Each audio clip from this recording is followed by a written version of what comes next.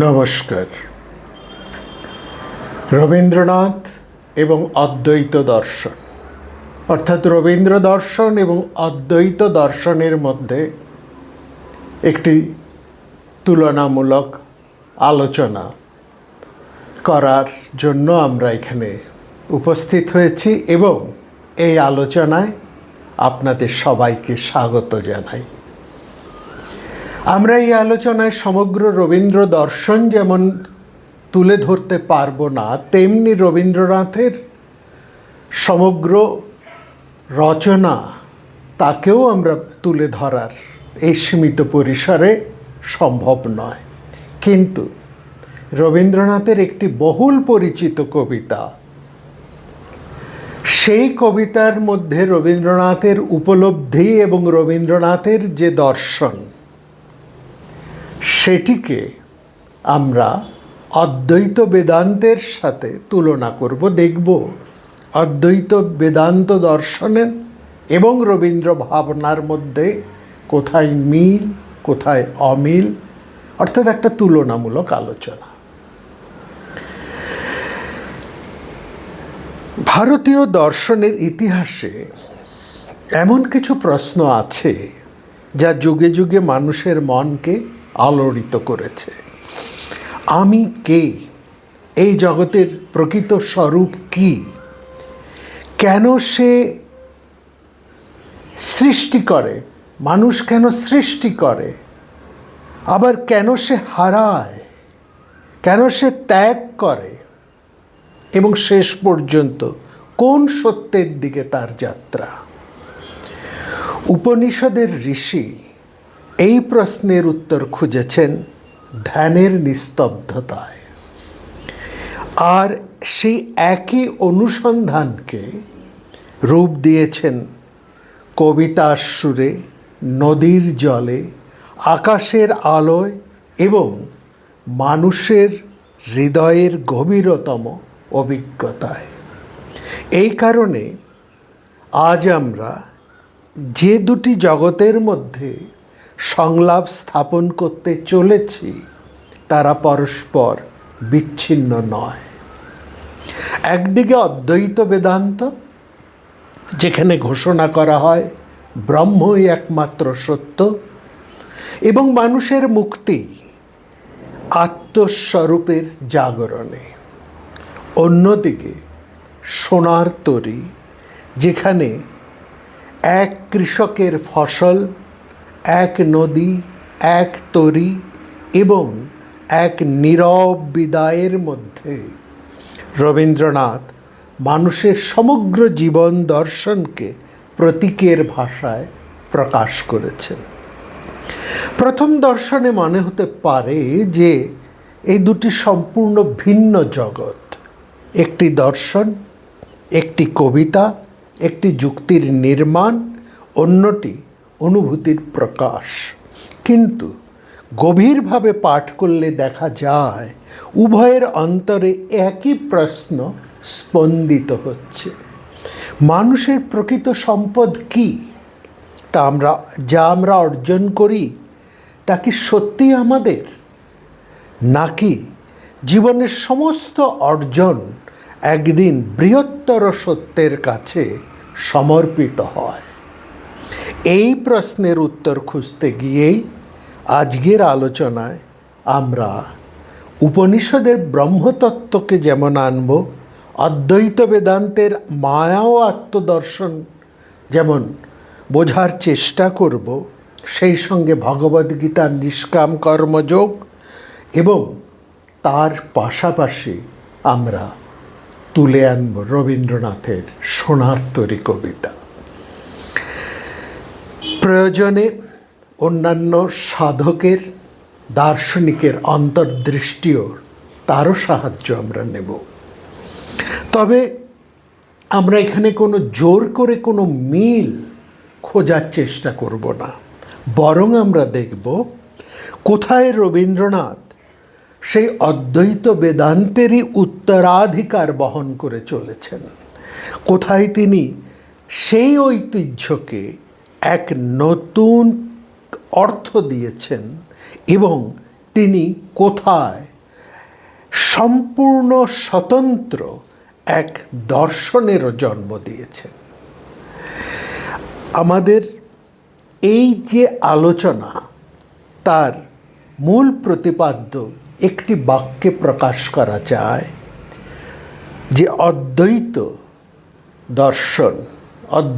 দর্শন মুক্তিকে জ্ঞানের পরিণতি হিসেবে ব্যাখ্যা করে, আর রবীন্দ্রনাথের সোনার তরী সেই মুক্তিকে প্রেম, কর্ম, সৌন্দর্য এবং আত্মসমর্পণের জীবন্ত অভিজ্ঞতা হিসেবে রূপায়িত করে।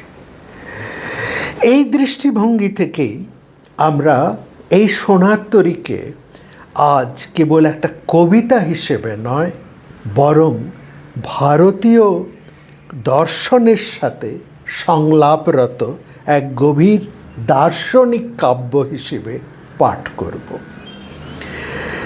আসুন আমরা প্রথমে অদ্বৈত বেদান্তের মৌলিক তত্ত্বগুলো আরেকবার সংক্ষেপে বুঝে নিই, কারণ সেই ভিত্তি না জানলে সোনার তরীর প্রতীক ভাষায় অন্তর্নিহিত দার্শনিক তাৎপর্য সম্পূর্ণ উপলব্ধি করা সম্ভব নয়।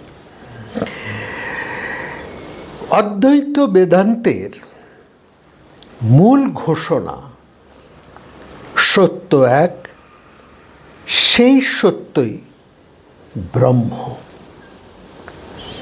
ছান্দোগ্য উপনিষদ ঘোষণা করে একম এব অদ্বিতীয়ম, তিনি এক, দ্বিতীয় কেন, একম এব অদ্বিতীয়ম।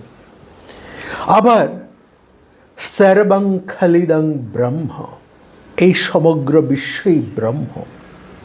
বৃহদারণ্যক সেই উপনিষদে বলা হয়েছে অহং ব্রহ্মাস্মি, আর ছান্দোগ্য উপনিষদ তারই ধ্বনি অনুসরণ করে বলছেন তত্ত্বমসি, তুমি সে। এই চারটি মহাবাক্যের ওপর অদ্বৈত বেদান্তের সমগ্র দর্শন প্রতিষ্ঠিত। আমরা শঙ্করাচার্যের কথা যদি এই প্রসঙ্গে আসে, সেখানে তিনি বলছেন ব্রহ্ম সত্যং জগন মিথ্যা জীব ব্রহ্মৈব নাপর। এই উক্তিটি অনেক সময় একটা তার ভুল ব্যাখ্যা হয়। জগৎ মিথ্যা বলতে আচার্য শঙ্কর জগৎকে অস্বীকার করেননি, বরং তিনি বলতে চেয়েছেন জগতে স্বতন্ত্র চিরস্থায়ী অস্তিত্ব বলে কোথাও কিছু নেই, তবে তার যে সত্য সেই সত্য ব্রহ্মে প্রতিষ্ঠিত। এই বিষয়টি অদ্বৈত বেদান্তের একটি বিখ্যাত উপমা দিয়ে বোঝানো হয়, সেটি আমরা প্রায় সবাই জানি। এক অন্ধকার গলিতে একটা রসিকের সাপ বলে ভ্রম হওয়া। এই ভ্রমের অভিজ্ঞতা বাস্তব হলেও, ভয়টি বাস্তব হলেও, জ্ঞান উদয় হলে, আলো জ্বললে বোঝা যায় সেখানে কখনো সাপ ছিল না, কেবল ছিল একটি দড়ি বা রশ্মি।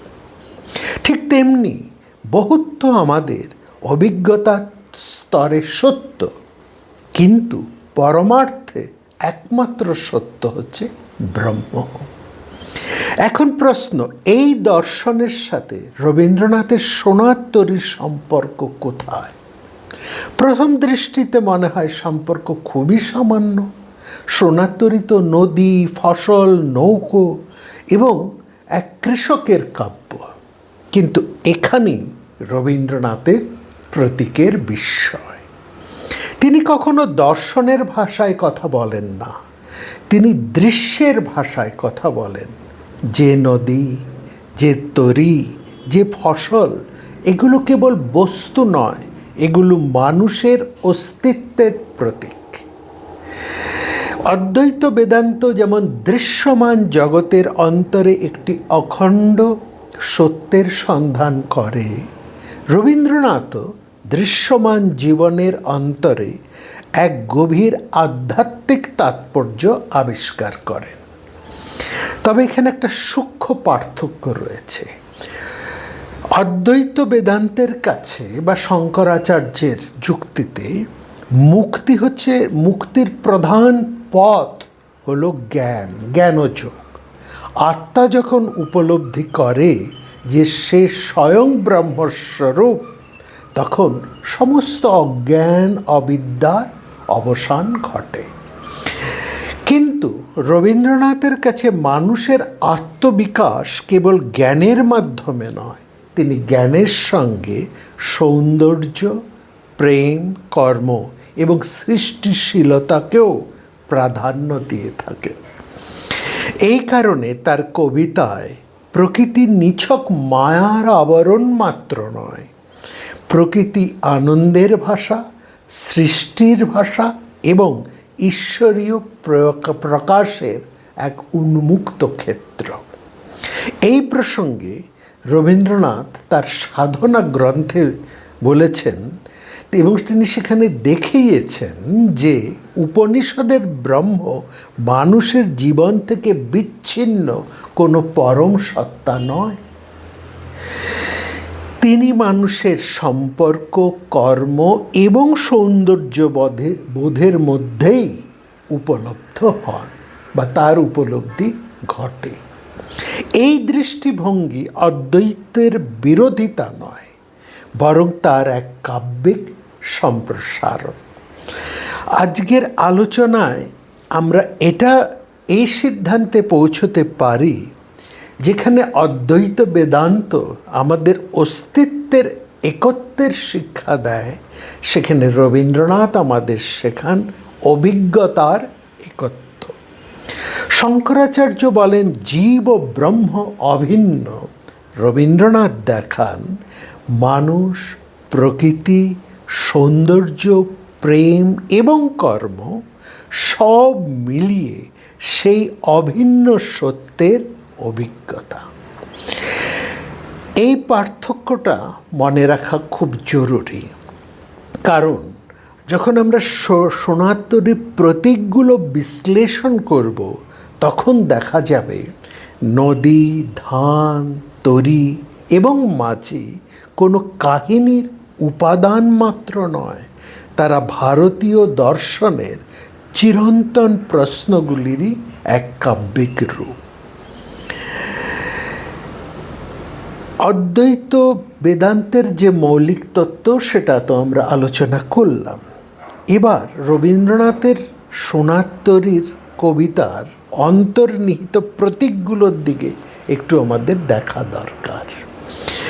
এখানে একটা কথা মনে রাখা প্রয়োজন যে সোনারতরী আমরা যেটা বলেছি কোনো রূপকথা নয়, আবার প্রকৃতি চিত্রও নয়। এটি এমন একটি প্রতীকধর্মী কাব্য যেখানে দৃশ্যমান জগতের প্রতিটি উপাদান, নদী, বর্ষা, ক্ষেত, ধান, তরী, এমনকি মাঝি, প্রত্যেকেই মানব জীবনের গভীরতর সত্যের প্রতীক হয়ে উঠেছে।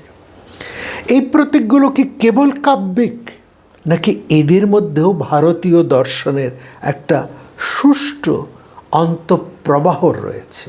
এটাই প্রশ্ন। সোনারতরীর সবচেয়ে বড় শক্তি এখানেই। রবীন্দ্রনাথ কখনো দর্শনকে কবিতার ওপর চাপিয়ে দেননি, বরং কবিতার মধ্যেই দর্শনকে জীবন্ত করে তুলেছেন। দেখুন, এই কবিতার কেন্দ্রে রয়েছে নদী। ভারতীয় সাহিত্যে নদী কেবল ভৌগোলিক বাস্তবতা নয়, এটি সময়ের প্রবাহ, সংসারের পরিবর্তন এবং জীবনের অনিত্যতার প্রতীক। অদ্বৈত বেদান্ত বলে জগৎ পরিবর্তনশীল, যা পরিবর্তিত হয় তা পরমার্থে চিরন্তন নয়। কিন্তু এখানেই রবীন্দ্রনাথের দৃষ্টিভঙ্গি দেখুন। শঙ্করাচার্যের কাছে পরিবর্তনশীল জগৎ অবিদ্যার স্তরে, অজ্ঞানের স্তরে উপলব্ধ সত্য। রবীন্দ্রনাথের কাছে এই পরিবর্তনশীল জগৎই সৌন্দর্যের ক্ষেত্র। বর্ষার নদী, ভাসমান জল, বাতাস, মেঘ, এসব তার কাছে মায়ার আবরণ নয়, বরং বিশ্ব চেতনার এক নন্দনময় প্রকাশ। এখানে ঈশোপনিষদের সাথে আমরা একটা গভীর সাদৃশ্য লক্ষ্য করি। ঈশাবাসম ইদং সর্বং যৎকিঞ্চিৎ জগতাং জগৎ। অর্থাৎ পরিবর্তনশীল জগৎ ঈশ্বর বর্জিত নয়। কবিতার যে ধান, সেটা কৃষকের কেবলমাত্র উৎপাদিত শস্য নয়, এটি মানুষের সমগ্র জীবন সাধনার প্রতীক। একজন শিল্পীর কাছে তার সৃষ্টি, একজন বিজ্ঞানীর কাছে তার আবিষ্কার, একজন শিক্ষকের কাছে তার ছাত্র, একজন সাধকের কাছে তার তপস্যা, সবই সেই ধান। সোনার তরী কবিতার সেই ক্ষেতের ধান, রাশি রাশি, ভাড়া ভাড়া। তো এখানে দেখুন ভগবদ্গীতার সেখানে একটা মৌলিক শিক্ষা দেয় আমাদেরকে। বলছে কর্মণ্যবাধিকারস্তে মা ফলেষু কদাচন। মানুষের অধিকার কর্মে, ফলের ওপর নয়। রবীন্দ্রনাথ এই তত্ত্বকে কাব্যে প্রকাশ করেছেন। মানুষ সারা জীবন সঞ্চয় করে, কিন্তু শেষ পর্যন্ত সেই সঞ্চয় তার নিজের জন্য নয়। সৃষ্টি যদি কেবল নিজের মধ্যে আবদ্ধ থাকে তাহলে তা অসম্পূর্ণ। সৃষ্টি যখন বিশ্ব মানবের সম্পদ হয় তখনই তা একমাত্র পূর্ণতা পায়। কখনো সমালোচকরা তাদের আলোচনায় এই সোনার তরী কাব্য নিয়ে তারা বলেছেন তরী হচ্ছে মৃত্যু, কেউ বলেছেন ঈশ্বর, কেউ বলেছেন কাল, কেউ বলেছেন শিল্পের অমরতা। আমার মতে অদ্বৈত বেদান্তের আলোকে এই প্রতীককে কোনো অর্থে সীমাবদ্ধ করা উচিত নয়। বরং বলা যায় সোনার তরী সেই অনন্ত সত্যের প্রতীক, যার কাছে মানুষের সমস্ত কর্ম, সমস্ত অহংকার এবং সমস্ত অর্জন শেষ পর্যন্ত সমর্পিত হয়। এই ব্যাখ্যা মুণ্ডক উপনিষদের এক গভীর ভাবনার কথা স্মরণ করায়। জীবনের সীমাবদ্ধ অর্জন অতিক্রম করে মানুষ যে পরম জ্ঞান ও পরম সত্যের দিকে অগ্রসর হয়, সেই অভিযাত্রাই মানুষের মুক্তির পথ। রবীন্দ্রনাথ সেই মুক্তিকে কোনো তাত্ত্বিক উপলব্ধি হিসেবে দেখেন না। তিনি দেখেন একটি নীরব সৌন্দর্যময় সমর্পণ হিসেবে। এই যে মাঝি, তিনি কে? কবিতায় মাঝির পরিচয় স্পষ্ট নয়, অস্পষ্টতাই কবিতার শিল্প। ভারতীয় দর্শনে ঈশ্বরকেও কোনো সংজ্ঞায় আবদ্ধ করা যায় না। উপনিষদ বলে ইয়ত বাচ নিবর্তন্তে অপ্রাপ্য মনসা সা, অর্থাৎ যাকে বাক ও মন সম্পূর্ণভাবে ধারণ করতে পারে না। এই দৃষ্টিকোণ থেকে মাঝি এক বহুমাত্রিক প্রতীক। তিনি কালও হতে পারেন, ঈশ্বরও হতে পারেন, বিশ্ব চেতনার আহ্বানও হতে পারেন, অথবা মানুষের নিজের অন্তর্নিহিত পরম সত্তাও হতে পারেন। এখানেই রবীন্দ্রনাথের মৌলিকতা। অদ্বৈত বেদান্তের চূড়ান্ত লক্ষ্য কি? অবিদ্যার অবসান, তাই তো? আত্মা উপলব্ধি করে যে সে ব্রহ্ম। কিন্তু সোনার তরীর কবি শেষ পর্যন্ত এক গভীর মানবিক অনুভূতির মধ্যে দাঁড়িয়ে থাকেন। এই অনুভূতিতে বেদনা আছে, বিস্ময় আছে, সমর্পণ আছে, কিন্তু কোনো নৈরাশ্য নেই। এখানে তিনি বৈষ্ণব কবিদের আরও কাছাকাছি। প্রেমে যেমন বিরহ সত্য, তেমনি রবীন্দ্রনাথের কাছে অসম্পূর্ণতাও জীবনের একটি সৃজনশীল সত্য। এই অসম্পূর্ণতার মধ্যেই মানুষ অনন্তকে অনুভব করে। এইখানে দেখুন রবীন্দ্রনাথ অদ্বৈত বেদান্তের সেই পরম সত্যকে কাব্যের ভাষায় অনুভব করেছেন। তবে এই একই সত্য দুইয়ের, রবীন্দ্রনাথ এবং অদ্বৈত বেদান্তের, কোথাও কোনো অভিন্ন সত্য নয়। রবীন্দ্রনাথ অদ্বৈতকে গ্রহণ করেছেন, কিন্তু তাকে মানবপ্রেম, প্রকৃতিপ্রেম, শিল্প সাধনা এবং সৃষ্টিশীল আনন্দের মধ্য দিয়ে নতুন ব্যাখ্যা দিয়েছেন। এখানেই রবীন্দ্রনাথের স্বাতন্ত্র্য। এখানে একটা মৌলিক প্রশ্ন উত্থাপিত হয়, মানুষের জীবনের চূড়ান্ত লক্ষ্য কী? অদ্বৈত বেদান্ত উত্তর আত্মস্বরূপের উপলব্ধি। ভগবদ গীতা সেখানে বলেন, নিষ্কাম কর্মের মধ্যে দিয়ে অন্তরের শুদ্ধি এবং ঈশ্বর সাক্ষাৎ। রবীন্দ্রনাথের সোনার তরী যেন এই দুই ধারার সঙ্গে এক গভীর সংলাপ স্থাপন করে। তিনি কোনো দর্শনের অনুবাদক নন, বরং একজন স্রষ্টা। তিনি দর্শনকে মানব জীবনের অভিজ্ঞতায় রূপান্তরিত করেন। শঙ্করাচার্য কর্মকে সম্পূর্ণ অস্বীকার করেননি, তবে তার মতে কর্ম মুক্তির প্রত্যক্ষ কারণ নয়, কর্ম চিত্তশুদ্ধির সহায়ক, কিন্তু চূড়ান্ত মুক্তি বা মোক্ষ আসে জ্ঞান থেকে, যখন মানুষ উপলব্ধি করে আমি ব্রহ্মস্বরূপ। ভগবদ গীতা অন্যদিকে কর্মকে আধ্যাত্মিক জীবনের অপরিহার্য অঙ্গ বলে মনে করে। কর্মণ্যবাধিকারস্তে মা ফলেষু কদাচন। এই শ্লোকের কেন্দ্রে রয়েছে একটা ভীষণ বিপ্লবী ধারণা, কর্ম করো কিন্তু ফলের অধিকার দাবি করো না। সোনার তরীতে এই তত্ত্ব একটা নতুন শিল্পরূপ লাভ করে।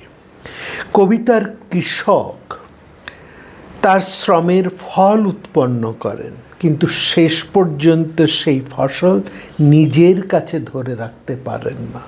যাহা কিছু লয়ে গেল সোনার তরী। এখানে ত্যাগ পরাজয় নয়, বরং সৃষ্টির স্বাভাবিক পরিণতি। মানুষের কর্ম ব্যক্তিগত সম্পত্তি থেকে এখানে বিশ্ব সম্পদে পরিণত হয়। ভারতীয় দর্শনে ত্যাগ শব্দটির অর্থ কষ্ট করে ছাড়া নয়, জীবন থেকে পালিয়ে যাওয়াও নয়। তেন ত্যক্তেন ভঞ্জিতা, অর্থাৎ ত্যাগের মধ্যে দিয়েই প্রকৃত ভোগ। রবীন্দ্রনাথ এই উপনিষদীয় সত্যকে নন্দন চেতনার ভাষায় প্রকাশ করেন। সোনার তরীতে আমরা দেখি জীবনের অর্থ সঞ্চয়ে নয়, সমর্পণে।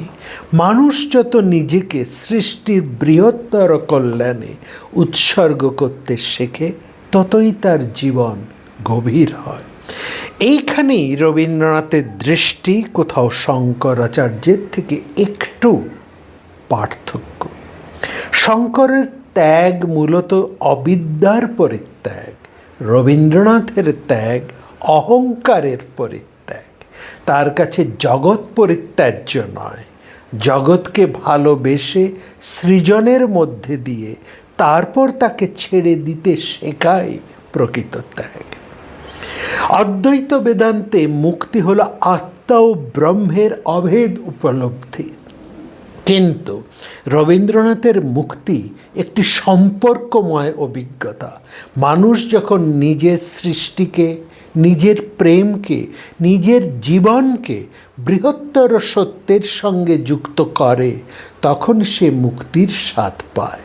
এই কারণে তার দর্শনে মুক্তি কোনো জগৎ বিমুখ অবস্থা নয়, বরং জগতের মধ্যে থেকেই অসীমকে অনুভব করা। এই দৃষ্টিভঙ্গির আভাস তার সাধনা এবং রিলিজিয়ন অব ম্যান এই চিন্তাতেও পাওয়া যায়। মানুষের পরিপূর্ণতা বিচ্ছিন্নতায় নয়, মিলনে, স্বার্থে নয়, আত্মোৎসর্গে। অদ্বৈত বেদান্তের ভাষা মূলত তত্ত্বের ভাষা, রবীন্দ্রনাথের ভাষা সেখানে সৌন্দর্যের ভাষা। তবে এই দুটি কখনোই পরস্পর বিরোধী ভাষা নয়। উপনিষদ যখন বলে সত্যম জ্ঞানম অনন্ত ব্রহ্ম, রবীন্দ্রনাথ তার সাথে আরেকটি মাত্রা যোগ করেন, সেই সত্য কবিতা, সঙ্গীত, প্রেম ও প্রকৃতিরও ভাষা। এই কারণে সোনার তরী কোনো দার্শনিক গ্রন্থ না হয়েও গভীর দর্শনের বাহক। যেখানে শঙ্করাচার্য আত্মার সত্যকে ব্যাখ্যা করেন, আত্মার সত্যকে ব্যাখ্যা করেন, রবীন্দ্রনাথ সেই সত্যেরই মানবিক অভিজ্ঞতার রূপকে নতুন করে তুলে ধরেন। এই কারণে সোনার তরী কখনোই অদ্বৈত বেদান্তের পুনরাবৃত্তি নয়, বরং তার এক সৃজনশীল, কাব্যিক এবং মানবতাবাদী পূর্ণ ব্যাখ্যা। এই উপলব্ধি আমাদেরকে একটা নতুন ধারণার পৌঁছে দেয় যে রবীন্দ্রনাথ ভারতীয় ঐতিহ্য, যে অদ্বৈত বেদান্ত, সেই ঐতিহ্যকে, সেই দর্শনকে জীবন, শিল্প, প্রকৃতি এবং মানব প্রেমের মধ্যে দিয়ে এক সম্পূর্ণ নতুন নন্দন দর্শনে উন্নীত করেছেন। দেখুন, অদ্বৈত বেদান্ত জ্ঞানের পথকে মুখ্য করেছে, বৈষ্ণব পদাবলী প্রেমকে মুখ্য করেছে, বাউল গান অন্তরের প্রত্যক্ষ অভিজ্ঞতাকে মুখ্য করেছে। রবীন্দ্রনাথ এই ত্রিধারার ত্রিবেণী সঙ্গমের মধ্যে এক আশ্চর্য সৃজনশীল ঐক্যে রূপ দিয়েছেন। তার দর্শনের মধ্যে এই তিন ধারারই এক ত্রিবেণী সঙ্গম আমরা লক্ষ্য করি। তৈত্তরীয় উপনিষদ যেখানে বলছেন সত্যম জ্ঞানম অনন্তং ব্রহ্ম, আবার সেই একই উপনিষদে বলা হয়েছে রসো বৈসহ, তিনি রস, তিনি আনন্দ। এই যে দ্বিতীয় উক্তিটি, এইটি রবীন্দ্রনাথকে গভীরভাবে আকর্ষণ করেছিল। তিনি সাধনা গ্রন্থে বারবার দেখিয়েছেন মানুষ ব্রহ্মকে জগতের বাইরে নয়, সম্পর্কের মধ্যে অনুভব করে। সোনার তরীতেও আমরা দেখি কৃষকের জীবন, নদী, বর্ষা, ফসল, এগুলো কোনো মায়াবী বিভ্রম নয়, এগুলো সেই অনন্তেরই অভিব্যক্তি। অর্থাৎ জগৎ ব্রহ্মের বিরোধী নয়, জগৎ তার প্রকাশ ভূমি।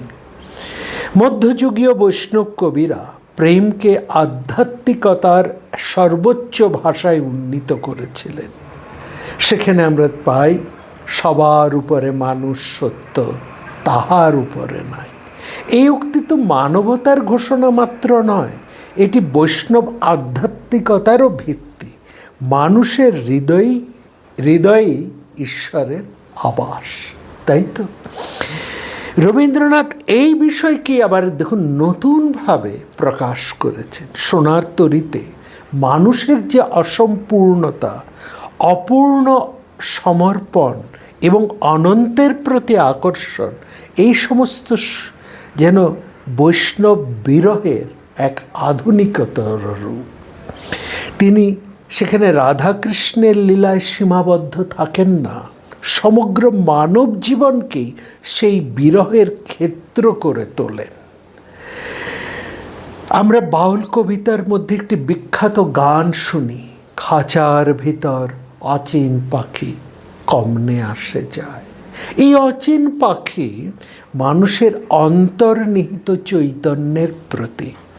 কিংবা শুনি মিলন হবে কতদিনে আমার মনের মানুষের সাথে। বা মনের মানুষের সনে।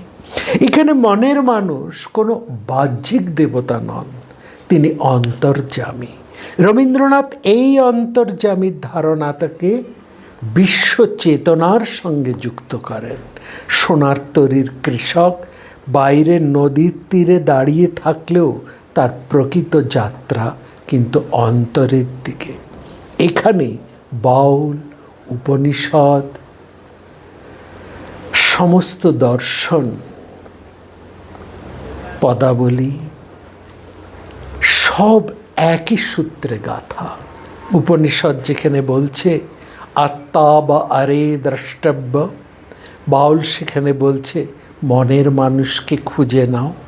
রবীন্দ্রনাথ সেখানে বলছেন নিজেকে এমনভাবে সৃষ্টি করো যাতে তোমার জীবন অনন্তের আহ্বানে সাড়া দিতে পারে।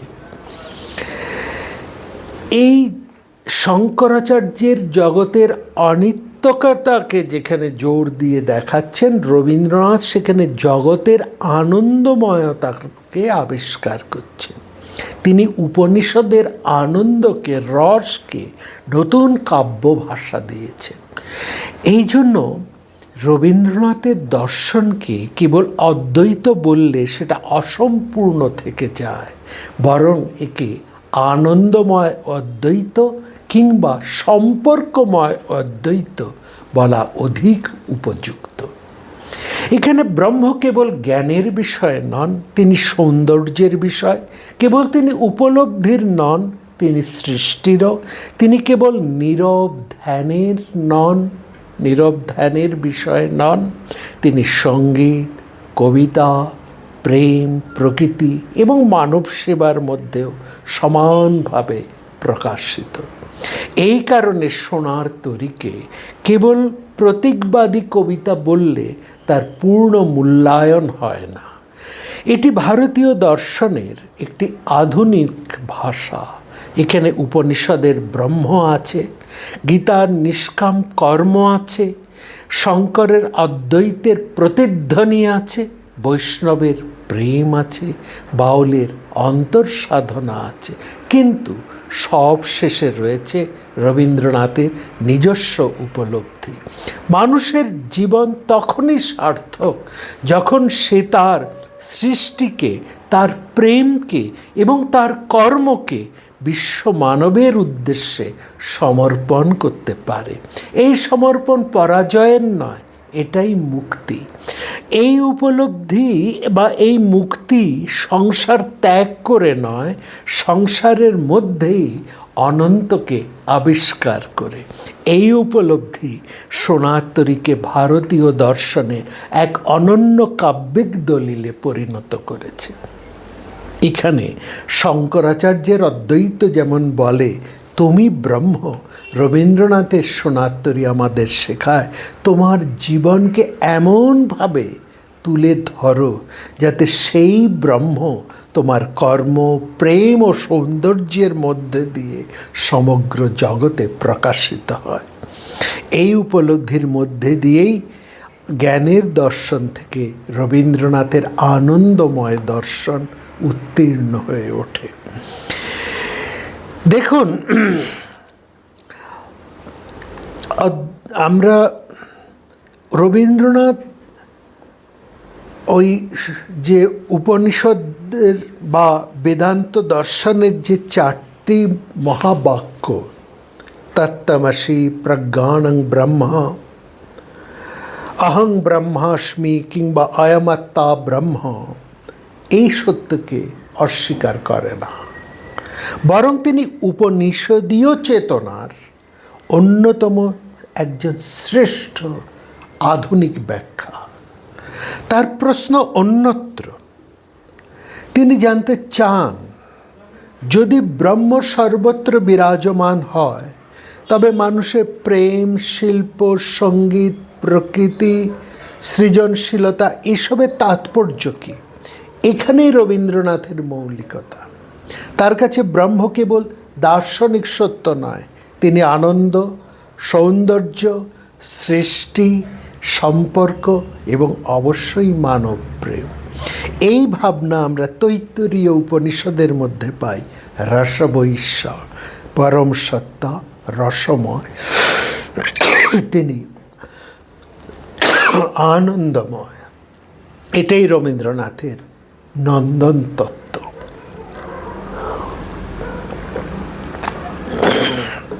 ভারতীয় ভক্তিধারায় ঈশ্বরকে জানা যায় সম্পর্কের মধ্যে দিয়ে। রাধার প্রেম, মীরার আত্মসমর্পণ, চণ্ডীদাসের মানব ধর্ম, লালনের মনের মানুষ, এসব কোনো জ্ঞান নয়, সম্পর্ক, রিলেশন। রবীন্দ্রনাথ সেখানেই এই সম্পর্ককে এক নতুনভাবে তুলে ধরেন তার কাব্যিক ভাষায়। সোনার তরীতে এই যে মানুষের শ্রম, সৃষ্টি এবং আত্মসমর্পণ, এই তিনটি স্তর বিশেষ তাৎপর্যপূর্ণ।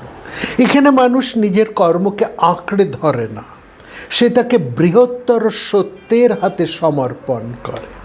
এই সমর্পণ আত্মবিলোপ নয়, এটি আত্মবিস্তার, অবিদ্যার অবসান, যা শঙ্করাচার্য বলতে চেয়েছেন রবীন্দ্রনাথের ভাষায়। তাই ব্যক্তি সত্তার বিশ্ব সত্তায় প্রসারণ।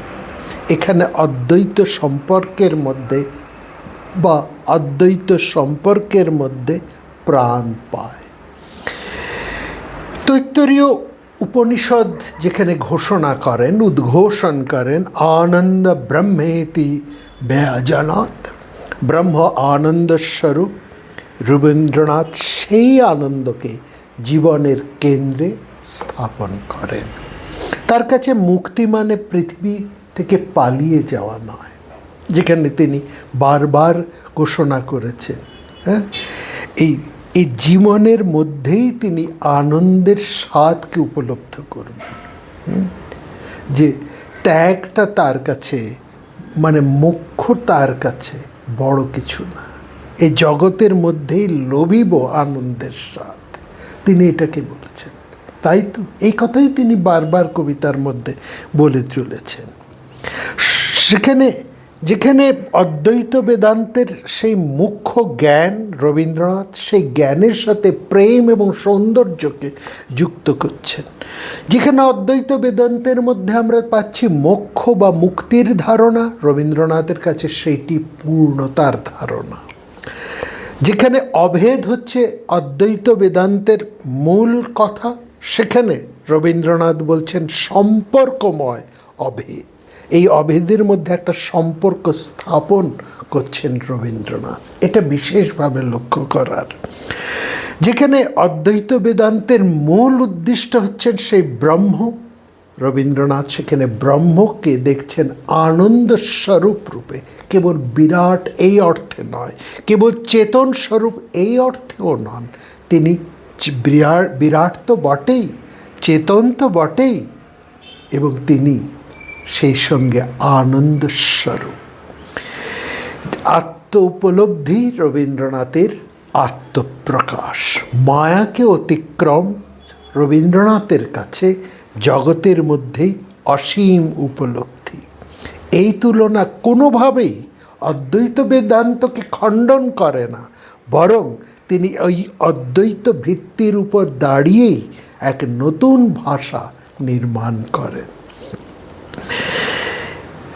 এখানে আমরা দেখুন, এই যে আলোচনা, এই যে দীর্ঘ আলোচনা আমরা করলাম, আবার সেই আলোচনার শেষে চলুন আমরা আবার একবার সেই নদী তীরে ফিরে যাই, ফিরে দাঁড়াই সেখানে, যেখানে এক নিঃশব্দ মানুষ তার জীবনের সমগ্র সঞ্চয় নিয়ে অপেক্ষা করছে। বাহ্য দৃষ্টিতে এটা একটা কবিতার দৃষ্টি, কিন্তু অন্তর্দৃষ্টিতে এটি সমগ্র মানব সভ্যতার আত্মপ্রতিকৃতি। আমরা প্রত্যেকেই সেই মানুষ। আমাদের জ্ঞান, কর্ম, প্রেম, শিল্প, সাধনা এবং যা কিছু অর্জন, সবই একদিন বৃহত্তর সত্যের সম্মুখে সমর্পিত হবে। এই দীর্ঘ যাত্রাপথে আমরা দেখেছি উপনিষদের ঋষি ব্রহ্মের একত্ব আবিষ্কার করেছেন। শঙ্করাচার্য সেই একত্বকে যুক্তির শিখরে প্রতিষ্ঠিত করেছেন। বৈষ্ণব কবিরা সেই একত্বকে প্রেমের ভাষা দিয়েছেন। বাউল সেই একত্বকে মানুষের অন্তরে মনের মানুষে খুঁজেছেন। আর রবীন্দ্রনাথ সেই একত্বকে জীবন, প্রকৃতি, শিল্প, সঙ্গীত এবং মানব সম্পর্কের মধ্যে এক নতুন দীপ্তি দিয়েছেন। তাই রবীন্দ্রনাথ কেবল অদ্বৈত বেদান্তের অনুসারী বললে তার স্বাতন্ত্র্য ধরা পড়ে না, আবার তাকে অদ্বৈতের বিরোধী বললেও সত্য বলা হয় না। তিনি ভারতীয় আধ্যাত্মিক ঐতিহ্যের অন্তঃসলীলাকে এমন এক মানবিক রূপ দিয়েছেন যেখানে জ্ঞান, প্রেম, দর্শন ও কাব্য, ব্যক্তি ও বিশ্ব, সীমা ও অসীম, কোথাও কোনোটি পরস্পরের বিরোধী নয়। তারা একে অপরকে পূর্ণ করে, সম্পূর্ণ করে।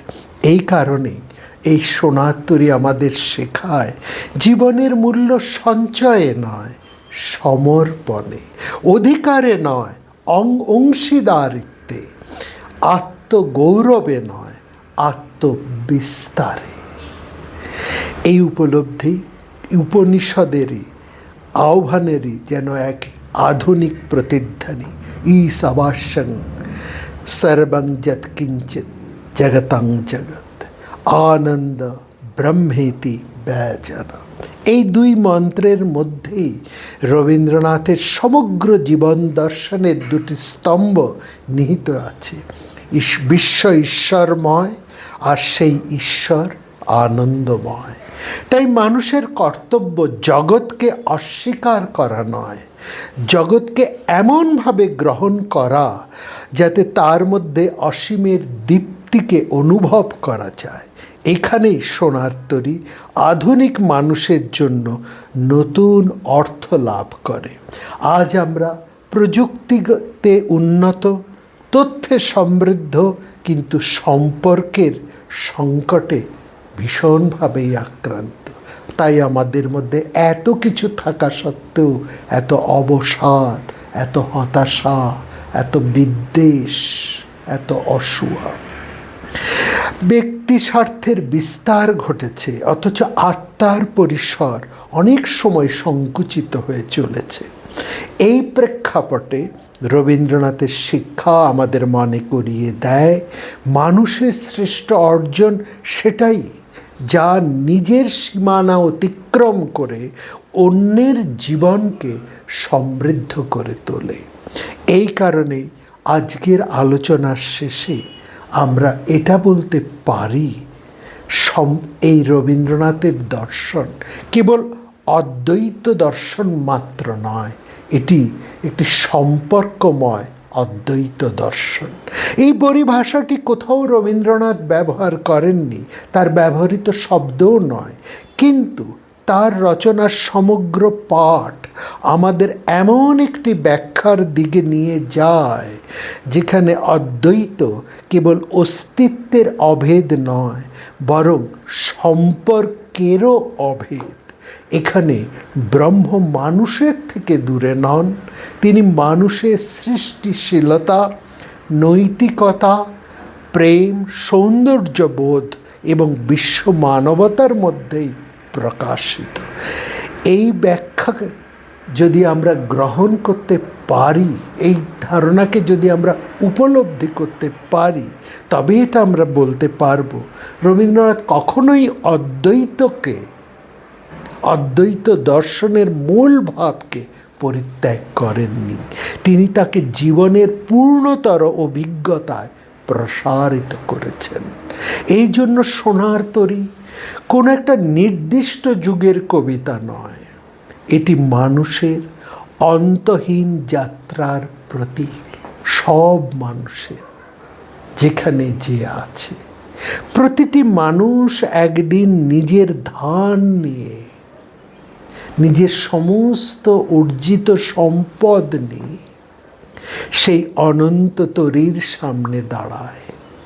প্রশ্ন তখন এই নয় আমরা কত সংগ্রহ করেছি, প্রশ্ন হলো আমরা কতটুকু সত্য, কতটুকু প্রেম, কতটুকু সৌন্দর্য এবং কতটুকু মানবতা বিশ্বের হাতে সমর্পণ করে যেতে পেরেছি। এই প্রশ্নের উত্তরই মানুষের প্রকৃত পরিচয়। এই প্রশ্নের উত্তরই দর্শনের সার্থকতা। এই প্রশ্নের উত্তরই এই কবিতার চরম তাৎপর্য। আর এই প্রশ্নের উত্তর খুঁজতেই রবীন্দ্রনাথ আজও আমাদের সাথে পথ চলেন নদীর তীরে, মানুষের হৃদয়ে, উপনিষদের নিস্তব্ধ উচ্চারণে এবং ভবিষ্যতের মানব সভ্যতার স্বপ্নে। আপনাদের সবাইকে আন্তরিক ধন্যবাদ। ভালো থাকবেন।